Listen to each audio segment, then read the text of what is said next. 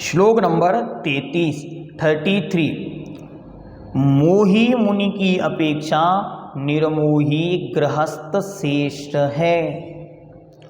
गृहस्थो मोक्ष मार्गस्थो निर्मोहो नैव मोहवान।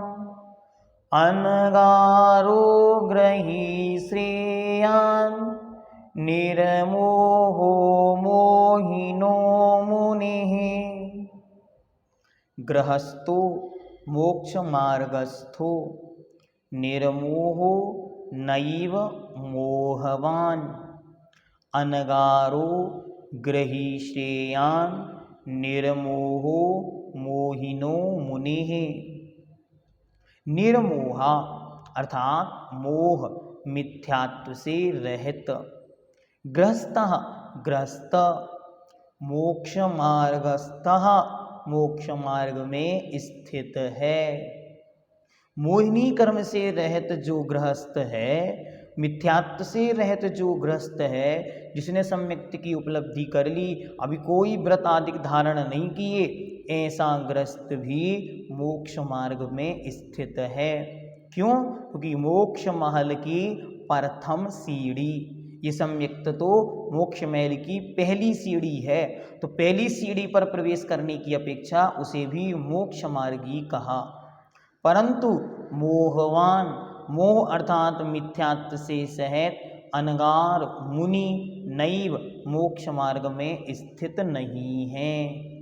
मोहिनः मोही मिथ्या दृष्टि मुनि मुनि की अपेक्षा निर्मोहा मोह रहित सम्यक दृष्टि गृही गृहस्थ श्रेयान श्रेष्ठ है। क्या पंक्ति कही कि एक सम्यक दृष्टि श्रावक हो और एक मिथ्या दृष्टि मुनि, तो सम्यक दृष्टि श्रावक उस मिथ्या दृष्टि मुनि से श्रेष्ठ है। निर्मोही गृहस्थ मोक्ष मार्गी है, किंतु मोहग्रस्त ग्रह त्यागी मुनि मोक्ष मार्गी नहीं है। जो भी गृहस्थ मिथ्या दर्शन रहित सत्सम्यक दृष्टि है, वह दर्शन मोह से युक्त मिथ्या दृष्टि मुनि से श्रेष्ठ है। अच्छी तरह इन पंक्तियों को समझना। पूज्य आचार्य भगवंत गुरुदेव विद्यासागर जी महर्षि राज के चरणों में खजुराहो चातुर्मास में जाने का सौभाग्य मिला और वहाँ इस विषय पर चर्चा चल रही थी। पूज्य श्री कहते हैं, देखो इन पंक्तियों से गृहस्थ की महिमा का मंडन नहीं किया, अपितु भगवान समंत्रभद्र ने, समंत्रभद्र स्वामी मुनि महाराजों के कान खींच रहे हैं कि देखो गृहस्थ को भी श्रेष्ठ मान लिया जाएगा अगर आपने गड़बड़ की तो। अब आपके मन में एक प्रश्न आएगा, भैया जी हम कैसे जानें कि ये मुनिराज कैसे हैं? अच्छी तरह जीवन भर के लिए ध्यान रखें। मुनि महाराज भावलिंगी हैं या द्रव्यलिंगी, इसका ज्ञान हमको नहीं हो सकता। ये ज्ञान तो मात्र प्रत्यक्ष ज्ञानियों का विषय है। हम क्या करें? हम ऐसा करें, हम मुनि महाराज के पास जाएं और उनके निर्दोष 28 मूल गुण देखें।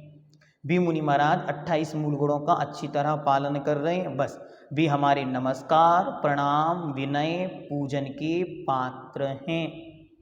आपने देखा उनके पास mobile, AC, cooler, TV, laptop, गाड़ी, मकान या अन्य कोई संपत्ति सामग्री आदि है, तो आप उनको उपेक्षित करते हुए मार्ग में आगे बढ़े।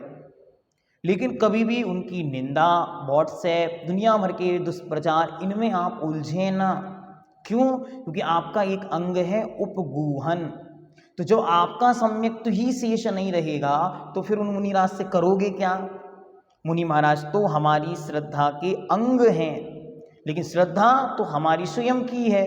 अगर हम उनके चारित्र को उछालने में या उनके दोषों को देखने में या उनके दोषों को प्रकट करने में अपना सारा समय व्यतीत करेंगे, तो हम अपने आचरण को कब निर्मल करेंगे? इसीलिए अच्छी तरह विचार करके व्यवस्थित आप रूपरेखा देखकर और उनके विषय में जानें कि सच्चे साधु कैसे थे। ज्ञान ध्यान तपो रक्तस, ज्ञान ध्यान तप में लगे हों और कैसे हों, विषयाशा वशातीतो, पंचेंद्रिय के विषयों की आशा से रहता हूँ। निरारंभो परिग्रह, आरंभ और परिग्रह से रहता हूँ। इसी प्रकार निर्ग्रंथ वीतराग परम शुद्ध मुद्रा का दर्शन करें। लेकिन आपको कोई गड़बड़ी से वह दिखाई दे, जो स्वयं मुनि मुद्रा धारण करके देवी देवताओं की आराधना करते हैं या कराते हैं, करने का उपदेश देते हैं, उन सब से भी बचना चाहिए। इस प्रकार कि यह जीव अगर सम्यक्त की शुद्धि को प्राप्त होगा तो स्वयं के मोक्ष मार्ग को प्रशस्त करेगा। हमें हमारे मोक्ष मार्ग की चिंता करनी है, जगत की चिंता हम बाद में करेंगे। पहला क्या? परोपकृतिम उत्सृज्य सोपकार परोभव।